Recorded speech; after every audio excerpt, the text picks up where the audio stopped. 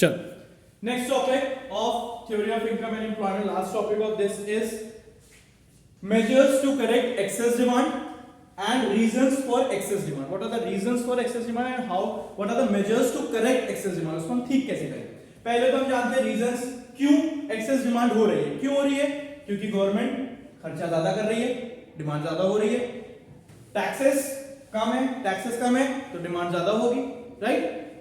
Consumption ज्यादा हो रहा है, इन्वेस्टमेंट ज्यादा हो रहा है, तो इसलिए यहाँ पे क्या हो रहा है, डिमांड ज्यादा हो रही है. इसी का उल्टा आप करोगे डेफिशिएंट में.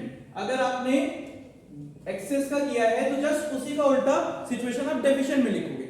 अगर यहाँ पे एक्सेस डिमांड ज्यादा थी, मतलब गवर्नमेंट खर्चे ज्यादा थे, टैक्सेस कम था तो डिमांड ज्यादा हो रही थी, तो डेफिशिएंट में क्या हो रहा था कि सप्लाई ज्यादा थी, डिमांड कम थी. डिमांड कम क्यों थी?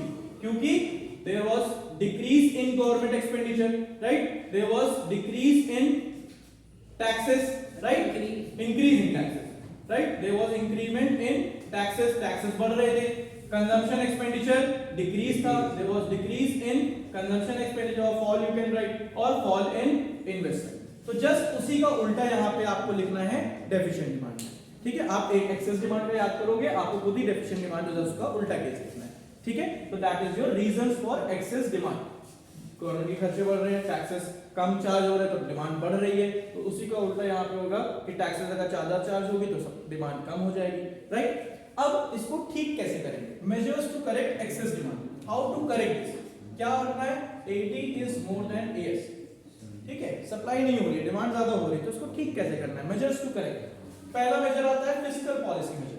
Fiscal policy we have already discussed. What is fiscal policy? Fiscal policy is a policy where government uses three instruments. ठीक है? कौन कौन सा? पब्लिक स्पेंडिंग, पब्लिक बोरोइंग और पब्लिक डेट. मतलब गवर्नमेंट की इनकम, गवर्नमेंट के खर्चे और गवर्नमेंट के बोरोइंग्स. ये तीन चीज जो आती है वो क्या होती है? फिस्कल पॉलिसी होती है, राइट? तो फिस्कल पॉलिसी में आप तीन चीज देख रहे हो, टैक्सेशन, खर्चे और उनकी बोरोइंग्स. ठीक है? तो टैक्सेशन क्या हो रहा है यहाँ पे? टैक्सेशन रेट क्या था टैक्स का? कम था. टैक्स कम था तो खर्चे ज्यादा हो रहे थे. ठीक है?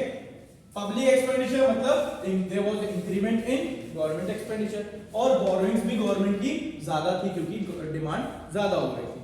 फिर मॉनेटरी पॉलिसी मेजर्स में तुम्हारा बैंक रेट आता है. ये हमने चैप्टर बैंकिंग में पढ़ा था, quantitative methods of credit control, right? तो बैंक रेट क्या होगा यहाँ पे? यहाँ पे अगर बैंक अपना रेट फॉल कर देगी तो डिमांड ज्यादा हो जाएगी.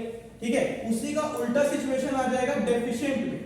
डेफिशिएंट में क्या कर देगी बैंक? अपना रेट राइज कर देगी, जिससे डिमांड फॉल हो जाएगी, है ना? वहां पे सप्लाई ज्यादा थी, डिमांड कम थी, तो डेफिशिएंट में क्या हो रहा है? बैंक अपना रेट बढ़ा रही है, जिससे सप्लाई डिमांड कम हो रही है. लेकिन यहाँ डिमांड ज्यादा थी तो बैंक अपना रेट कम करेगी ताकि डिमांड ज्यादा हो, है ना?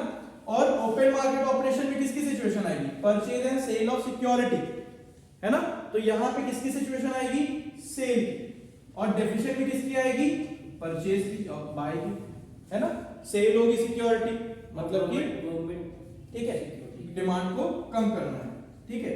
लेकिन यहाँ पे इसका उल्टा होगा. यहाँ पे डिमांड को कम करवाना है, मेजर्स टू करेक्ट, उसको ठीक करना है. तो उसको ठीक करने के लिए यहाँ पे रेट को क्या करेगा? रेट को यहाँ पे राइज कर देगा. ठीक है? और यहाँ पे इसको फॉल कर देगा. ठीक? फिर CRR रेट क्या करेगा? राइज कर देगा, जिससे डिमांड कम हो, और वहां पे फॉल कर देगा. ठीक है? इंक्रीजिंग इंपोर्ट्स बढ़ जाएंगे, वहां पे क्या होगा? इंक्रीजिंग एक्सपोर्ट्स हो जाएगा. ठीक है? तो these are the measures to correct excess demand और डेफिशिएंट.